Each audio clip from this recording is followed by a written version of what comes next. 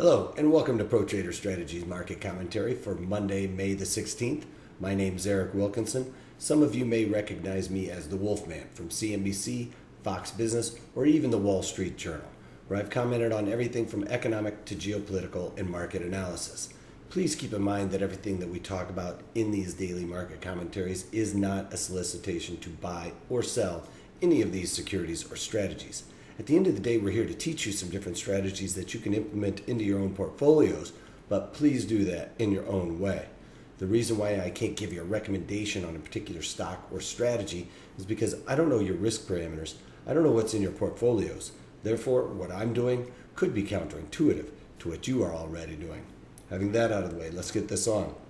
Not a whole lot of economic data today, but we did get Empire State Manufacturing Index came in at negative 0.9 versus what was expected to be a positive 0.7. So a massive miss on that one to the downside. If you remember last month, we got a positive 9 reading, which was a big surprise to the upside because for the last 6 months before that, it was all in negative territory. So we had like 6 months in negative territory for that economic data point, and then 1 month in positive territory, and now resume back to the downside.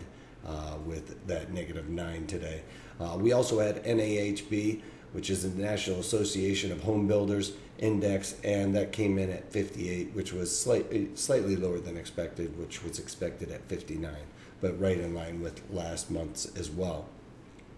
Onto the overall markets, as you can see here, crude oil pushing higher, up $1.50 on the day for all intents and purposes, and well into the $47 a barrel area. So the strength in the overall dollar is not really affecting that as of late.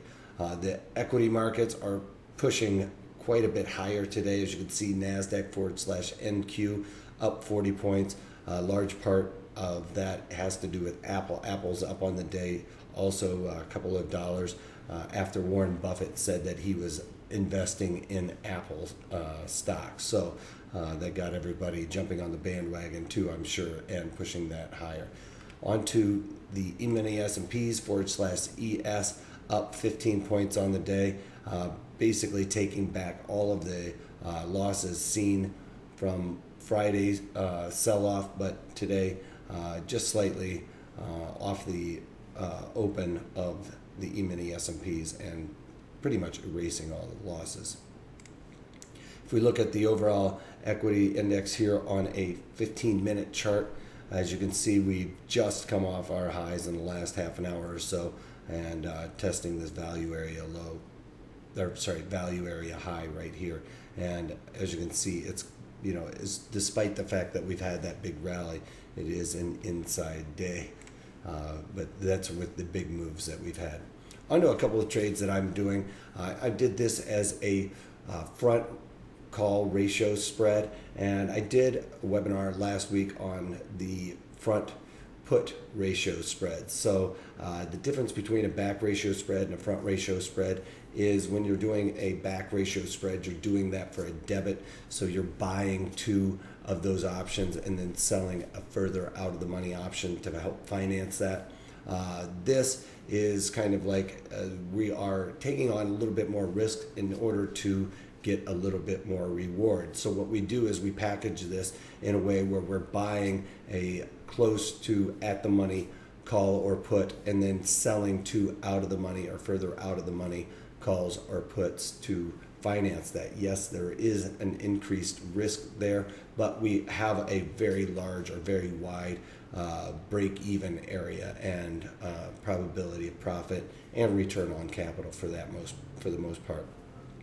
So with Monsanto, I went into the June and did the 26, 27.5 call ratio spread. So I basically sold 2 of the 27.5 calls and bought 1 of the 26 calls. And so I did that for an even credit. So my idea on this is it's market neutral to slightly bullish. And it's only slightly bullish because we don't want it to rally up and go past that 27.5 call that we're short, because we're short 2 of those. One of them is a range bound for the 26 27.5 call spread, but then we added another 27.5 call short to help finance that overall package. So if it rallies up and stays somewhere just below 27.5, I'll be able to collect that full width of those that spread, which is $1.50. So that's what I'm looking for that. If it sells off, I have no risk to the downside because I did that for no credit or no debit. So I did that for $0. So that's what I'm looking for in that overall trade. As you can see, it's up a little bit on the day, and I thought it would be a good time to add that onto my portfolio. On to Eli Lilly, well, just Lilly now, but LLY is the ticker symbol. Up pretty big on the day, so I thought, being a contrarian, it has been in a pretty good range-bound area, so I thought it would be a good opportunity to add one of these front call ratio spreads as well, and I did it in the June. I bought this 77.5 calls, sold 2 of the 80 calls for that spread, and collected 7 cents. So I have no risk to the downside.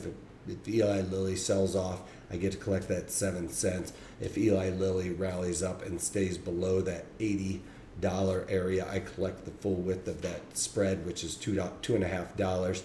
And because I have that $2.50, I basically increase my break even to $82.50, which you can see is quite a bit higher. So that's the nice thing about this spread, is you have a very wide break even on that strategy. It gives you a lot of room for error on it. So I'm actually thinking about adding one of these front call ratio spreads to Home Depot, which has earnings coming out later on. Actually, I believe they come out tomorrow morning in the AM. Home Depot has been pushing quite a bit higher. I don't know if it's going to act the same as the retailers for the most part, but I thought it would be a good opportunity to add one of these spreads to my portfolio, because I'm going to be able to start selling the calls somewhere up here around maybe even the 37 strike, and then buy like a 40 strike or something like that to help finance it. With high implied volatility going into this binary event, I'm able to get further away on this, so I'm going to try this trade out on an earnings trade. I don't use this a lot for earnings trades, but I figured I'd, since I was doing a webinar on it this weekend, or this Friday, I'm going to try and add something like that into this webinar. So check out protraderstrategies.com. You can check out that webinar Friday, which I said is going to be on the front call ratio spreads. Last week we did it on the front put ratio spreads. All right, that's all I got for you today, other than if you can't take that, take it easy.